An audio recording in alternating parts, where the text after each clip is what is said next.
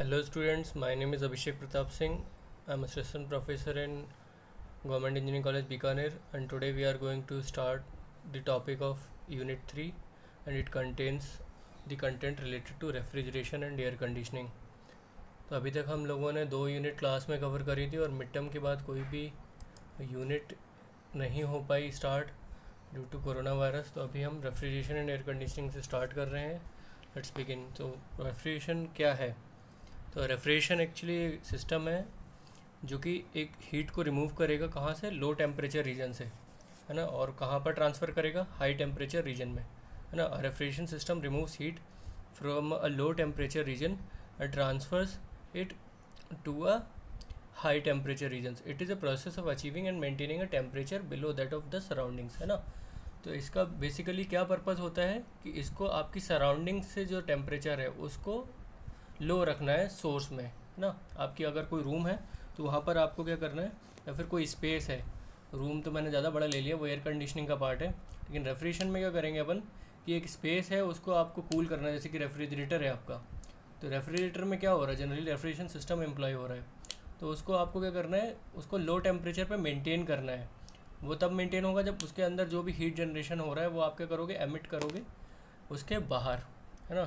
तो this is all about refrigeration, है ना। अब एयर कंडीशनिंग क्या है?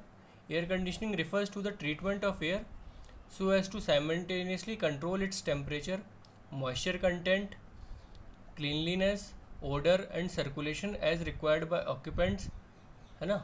तो एयर कंडीशनिंग में क्या कर रहे हैं, आप एयर को ट्रीट कर रहे हैं और साइमल्टेनियसली उसका टेम्परेचर क्या कर रहे हैं, कंट्रोल कर रहे हैं। उसका मॉइस्चर कंटेंट भी आप कंट्रोल कर रहे हैं, एयर कितनी क्लीन है डस्ट फिल्टर के द्वारा आप ये देख सकते हैं, और ऑर्डर कैसा है उसका, सर्कुलेशन की स्पीड क्या है फ़ैन की, है ना।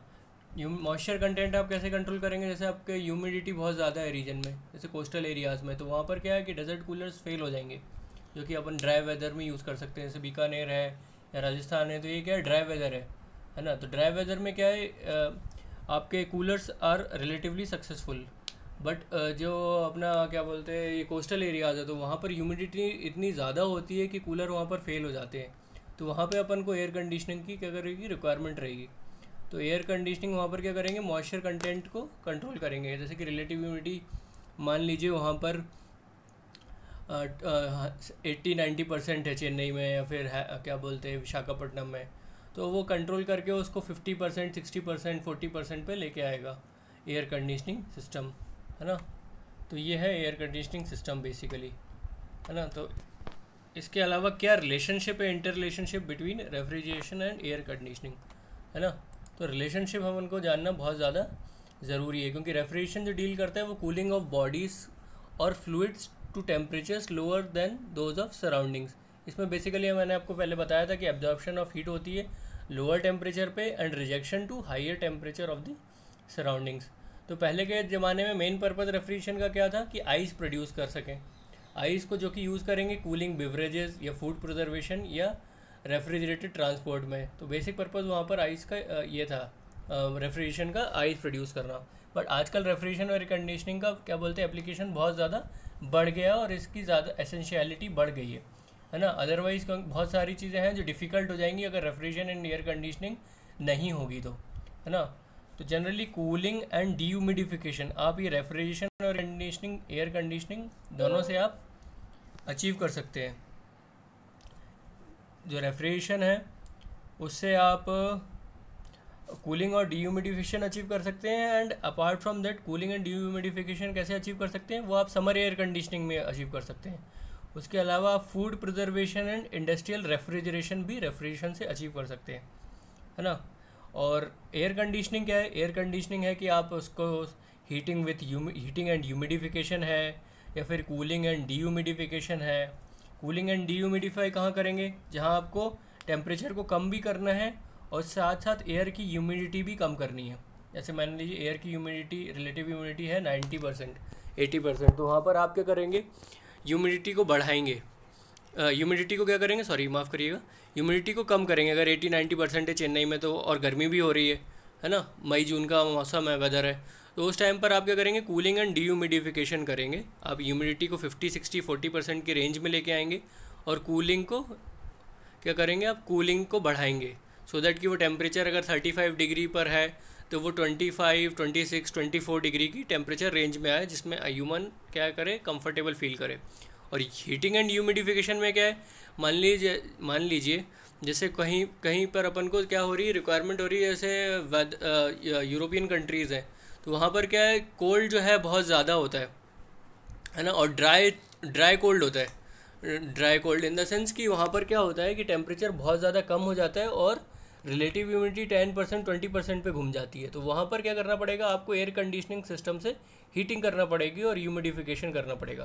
तो इसके लिए आप क्या जनरली बॉयलर्स का यूज़ कर सकते हो, पोर्टेबल बॉयलर्स का, है ना। तो उसमें क्या होगा, हीटिंग से आपका टेम्परेचर क्या करेगा, बढ़ेगा, और आप ह्यूमिडिफाई करोगे तो एयर की रिलेटिव ह्यूमिडिटी भी बढ़ेगी। तो air conditioning involves control of temperature, humidity, cleanliness of air with dust filters and its distribution to meet the comfortable requirements of human beings and or some industrial requirements, है ना। तो human beings के अलावा साथ साथ industrial requirements में भी industrial air conditioning की क्या रहेगी, सूटेबिलिटी रहेगी। तो अगर ये सारी चीज़ें अपन कर सकते हैं रेफ्रिजरेशन और एयर कंडीशनिंग से।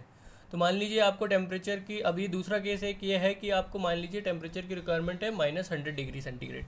तो वहाँ पर एक अलग टाइप के सिस्टम्स होते हैं जिनको अपन बोलते हैं क्रायोजेनिक सिस्टम्स, जो कि लो टेम्परेचर पे वर्कआउट करते हैं और बहुत ज़्यादा इकोनॉमिकल होते हैं, है ना। तो ये क्रायोजेनिक सिस्टम्स आपको पता होना चाहिए। अगर कोई पूछ दे कि क्रायोजेनिक सिस्टम्स कहाँ पर होते हैं या फिर उनकी क्या टेम्परेचर रेंज है, कब वर्कआउट करते हैं, वो वेरी लो टेम्परेचर्स में वर्कआउट करते हैं, नेगेटिव खासकर, है ना। जैसे नाइट्रोजन का लिक्विफिकेशन करना है तो वहाँ पर क्रायोजेनिक सिस्टम को एम्प्लॉय किया जाएगा, है ना।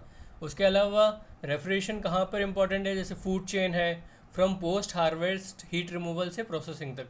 जैसे अब एग्रीकल्चरल में हार्वेस्टिंग का सीज़न चल रहा है अभी, तो अभी क्या है कि डिमांड तो हो नहीं रही है मार्केट में, क्योंकि कोरोना के कारण सारा लॉकडाउन हो रखा है। तो वो क्या होगा, जो भी मतलब हार्वेस्टिंग हो रही है, मतलब वीट की और फ्रूट्स की, वेजिटेबल्स की, तो ये सब क्या होगा, कोल्ड स्टोरेज में जाएगा। जनरल वेयर हाउसेज रहते हैं कोल्ड स्टोरेज के, वहाँ पर ये सारे नेगेटिव टेम्परेचर रेंज या फिर जो भी जिस भी पर्टिकुलर आइटम की टेम्परेचर रेंज की रिक्वायरमेंट है, जो जिससे उसकी सेल्फ लाइफ बढ़ती होगी, वहाँ पर क्या होंगे, वो जाके स्टोर होंगे। और फिर जब मार्केट में डिमांड होगी तब वहाँ से ये सप्लाई होना शुरू होंगे, है ना। तो ये सारी क्या है, रेफ्रिजरेशन की एप्लीकेशंस है ना। तो अब इसके बाद अपन देखते हैं एप्लीकेशंस ऑफ रेफ्रिजरेशन। तो कहाँ हो रही, पहली food processing, preservation and distribution. Next है chemical and process industries. Third है स्पेशल एप्लीकेशंस। और फोर्थ है कंफर्ट एयर कंडीशनिंग। तो पहले अपन देखते हैं application of refrigeration and food processing, preservation and distribution. तो ये रॉ फ्रूट्स एंड वेजिटेबल्स में अपन स्टोर करने के लिए इसका यूज़ कर सकते हैं रेफ्रिजरेशन को, है ना। तो ये अलग अलग आइटम्स हैं। इन आइटम्स की आपको टेम्परेचर रेंज दे रखा है कि अगर 0 डिग्री पर उनको स्टोर कर रहे हैं तो उनकी क्या शेल्फ़ लाइफ होगी। मतलब जैसे अगर आज मीट को अपन 0 डिग्री पर स्टोर करते हैं और मीट आज अपन ख़रीद के लाते हैं 0 डिग्री पर स्टोर करते हैं, तो वो 6 से 10 दिन तक आप इसे यूज़ कर लोगे। लेकिन अगर वही टेम्परेचर 22 डिग्री पर आप उसे स्टोर कर रहे हैं, मतलब आप स्टोर नहीं कर रहे हैं, जो भी क्लाइमेट नेचुरल एनवायरनमेंट में जो टेम्परेचर चल रहा है रिलेटिवली, आप मान लीजिए कि 22 डिग्री चल रहा है या फिर 38 डिग्री चल रहा है, तो उसकी शेल्फ़ लाइफ 1 दिन या 1 दिन से भी कम हो जाएगी मीट की। ऐसी फ़िश है, फ़िश की 0 डिग्री पे अगर उसे स्टोर करेंगे 2 से 7 दिन चल जाएगी। तो ये अलग अलग आइटम्स हैं जिनकी शेल्फ़ लाइफ डिपेंड करती है कि किस टेम्परेचर पे उनको स्टोर करा जा रहा है। अगर वो कम टेम्परेचर पे स्टोर है तो उनकी शेल्फ़ लाइफ ऑटोमेटिकली इंक्रीज़ कर जाती है ना। तो ये आपको टेम्परेचर रेंज याद करने की ज़रूरत नहीं है, लेकिन आपको बस ये पता होना चाहिए कि रेफ्रिजरेशन की क्या है, एप्लीकेशन कहाँ कहाँ है और क्या उसका एक बेसिक आइडिया आपको थोड़ा लगना चाहिए, सो दैट कि you could understand this topic and also enjoy the subject learning. उसके अलावा यहाँ पर ये दूसरे फ्रूट्स लिखे हुए हैं, फ्रूट्स, एप्पल्स और ये कैरेट्स, कैबेज, मेलन्स, मशरूम, इन सब की टेम्परेचर रेंज दे रखी है ना। और उसमें बता रखा है कि कितने रिलेटिव ह्यूमिडिटी कितनी टेम्परेचर रेंज पे रखा जाए, है ना। तो आप उसे कितने दिन तक क्या कर सकते हैं, आप स्टोर कर सकते हैं। जैसे कि एप्पल है, अगर 0 से 4 डिग्री सेंटीग्रेड की टेम्परेचर रेंज पे उसे स्टोर किया जाए और 90 से 95 रिलेटिव ह्यूमिडिटी हो, तो उसे 2 से 6 महीने तक आप इसे स्टोर कर लेंगे। ये सारी स्टोरेज की रिक्वायरमेंट तो इसलिए क्योंकि आजकल क्या है कि प्रोड्यूस कहीं और हो रही हैं चीज़ें और डिमांड कहीं और हो रही है। जैसे कि एप्पल है वो जम्मू कश्मीर है, हिमाचल में प्रोड्यूस हो रहा है, लेकिन ऑल ओवर इंडिया सप्लाई हो रही है। तो ये कैसे पॉसिबल है? अगर उसकी सेल्फ लाइफ कम हो जाएगी तो पॉसिबल नहीं है। अगर दूर दूर तक रिक्वायरमेंट होगी इसकी, मतलब दूसरे शहरों में जो कि ओरिजिन प्लेस से काफ़ी दूर है, तो उस सब के लिए रेफ्रिजरेशन की काफ़ी ज़्यादा रिक्वायरमेंट है। बेसिक मतलब मेरा यहाँ पर ये समझाने का है। उसके अलावा यहाँ पे meat and poultry industry, dairy products, जैसे कि जनरली आप देखते होंगे कि जब दूध लेने जाते होंगे या दही लेने जाते होंगे या मिल्क प्रोडक्ट्स लेने जाते होंगे, तो वो सारे क्या रेफ्रिजरेटेड स्पेस में रखे जाते हैं, रेफ्रिजरेटर्स में रखे जाते हैं, तो शो दैट कि उनकी शेल्फ लाइफ क्या रहे, बनी रहे। ऐसी बेवरेजेस है या प्रोसेसिंग एंड डिस्ट्रीब्यूशन ऑफ क्या है, फ्रोज़न फ्रूट है। तो फ्रोज़न फ्रूट क्या होता है, जब काफ़ी टाइम बाद यूज़ करना है तो उसको अपन स्टोर करके रखेंगे -30 डिग्री के अराउंड, है ना। तो उससे भी क्या है, उसकी शेल्फ लाइफ क्या है, बढ़ जाती है। ठीक है। इसके अलावा क्या है, application of refrigeration in chemical and process industries. तो यहाँ पर सबसे अच्छा एग्जाम्पल है सेपरेशन ऑफ गैसेस में। तो आप क्या है, सेपरेशन ऑफ गैसेस कहाँ पर है, पेट्रोकेमिकल प्लांट में। यहाँ पर आपको जनरली 10,000 टन तक की रेफ्रिजरेशन कैपेसिटी की रिक्वायरमेंट हो सकती है और टेम्परेचर लगभग -150 डिग्री सेंटीग्रेड। तो यहाँ पर क्या होता है, सेपरेशन ऑफ गैसेस होता है फ्रैक्शनल डिस्टिलेशन की हेल्प से। तो इन प्लांट्स में जनरली अपन क्या करते हैं, प्रोपेन को यूज़ करते हैं, है ना। तो केमिकल एंड प्रोसेस इंडस्ट्रीज़ में जनरली अपन क्या कर रहे हैं, रेफ्रिजरेशन को यूज़ कर रहे हैं, जो कि इंडस्ट्रीज़ कौन कौन सी हैं यहाँ पर involve, petroleum refineries, petrochemical plants, paper pulp industries, जहाँ पर वेरी लार्ज कूलिंग कैपेसिटी की रिक्वायरमेंट है। तो फिर उसके बाद नेक्स्ट पॉइंट है कंडेंसेशन ऑफ गैसेस। तो कंडेंसेशन ऑफ गैसेस कैसे पॉसिबल है, कंडेंसेशन ऑफ गैसेस भी पॉसिबल है अगर हम उन्हें क्या कर दें, कुछ गैसेस को हम कंडेंस कर दें लिक्विड स्टेट में बाय कूलिंग, और फिर उनको स्टोर कर लें and then they can be transported in liquid state. तो जनरली अमोनिया क्या होता है, अमोनिया प्लांट में उसको मैन्युफैक्चर होता है, फिर वो -10 से 10 डिग्री के बीच में कंडेंस किया जाता है before filling in the cylinders, storage and shipment, है ना। तो ये सारे टेम्परेचर की जो रिक्वायरमेंट है वो कैसे पॉसिबल हो पाएगी, रेफ्रिजरेशन के द्वारा। उसके अलावा तीसरा पॉइंट है डीह्यूमिडिफिकेशन ऑफ एयर। तो डीह्यूमिडिफिकेशन ऑफ एयर की रिक्वायरमेंट कहाँ कहाँ हो रही है, जैसे कि लो ह्यूमिडिटी एयर की रिक्वायरमेंट हो रही है फार्मास्यूटिकल इंडस्ट्रीज़ में, जहाँ पर ह्यूमिडिटी नहीं होनी चाहिए एयर में, है ना। तो उसके लिए हमें क्या चाहिए, एयर लिक्विफेक्शन प्लांट्स, है ना। इससे क्या और हेल्प हो सकता है कि ये क्या करता है, स्टैटिक इलेक्ट्रिसिटी को प्रिवेंट करता है, और शॉर्ट सर्किट जो किसी प्लेस में हो सकते हैं जहाँ पर हाई वोल्टेज इन्वॉल्व है, तो वहाँ पर भी अपन क्या कर सकते हैं, डीह्यूमिडिफिकेशन ऑफ एयर कर सकते हैं with the help of air liquefaction plants. तो वहाँ पर ये एयर को कूल करने के लिए जनरली क्या करना पड़ेगा, हमें रेफ्रिजरेशन प्लांट की यूज़ करना पड़ेगा। ठीक है।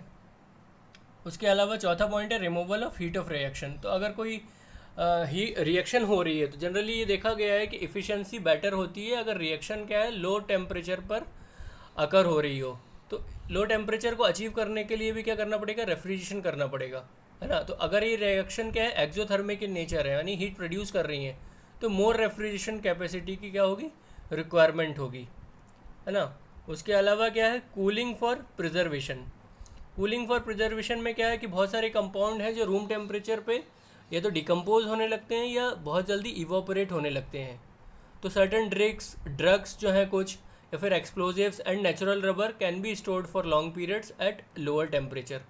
तो ये सारी एप्लीकेशंस क्या थी, ये सारी एप्लीकेशंस थी क्या बोलते हैं इसकी, रेफ्रिजरेशन की किस फील्ड में, केमिकल एंड प्रोसेस इंडस्ट्रीज़ में, है ना। इसके अलावा स्पेशल एप्लीकेशन है रेफ्रिजरेशन की कहाँ पर, कोल्ड ट्रीटमेंट ऑफ मेटल्स में, या फिर मेडिकल इंडस्ट्रीज़ में जहाँ पर अब ब्लड प्लाज्मा और एंटीबायोटिक्स को मैन्युफैक्चर करा जाता है ना। इसके अलावा आइस स्केटिंग रिंग्स में जहाँ पर स्केटिंग करी जाती है आर्टिफिशियली, है ना। इसके अलावा डिसैलिनेशन ऑफ वाटर में रिक्वायरमेंट है रेफ्रिजरेशन की, कंस्ट्रक्शन यूनिट्स में रिक्वायरमेंट है वाटर की, कंक्रीट में, क्योंकि अगर आपको कंक्रीट सेट करना है तो वहाँ पे क्या होता है, एक्सोथर्मिक प्रोसेस होता है, तो यहाँ पर आपकी रिक्वायरमेंट है। आइस मैन्युफैक्चर में रिक्वायरमेंट है रेफ्रिजरेशन की। तो ये बेसिक आपको ऊपर से आइडिया होना चाहिए कि एक्चुअली में रेफ्रिजरेशन की एप्लीकेशंस कहाँ कहाँ पर है ना। तो मैंने अभी तक आपको टोटल ये बहुत सारी एप्लीकेशंस यहाँ पे बता दी। इसके बाद नेक्स्ट क्लास में हम देखेंगे एयर कंडीशनिंग की कहाँ कहाँ एप्लीकेशंस हैं, और उसके आगे हम देखेंगे कौन कौन से सिस्टम्स हैं जो रेफ्रिजरेशन सिस्टम्स हैं और कौन कौन से एयर कंडीशनिंग सिस्टम्स हैं। कुछ बेसिक टर्मिनोलॉजी है इससे रिलेटेड जो हम देखेंगे आने वाली क्लासेस में। Thank you so much for your cooperation, all the best.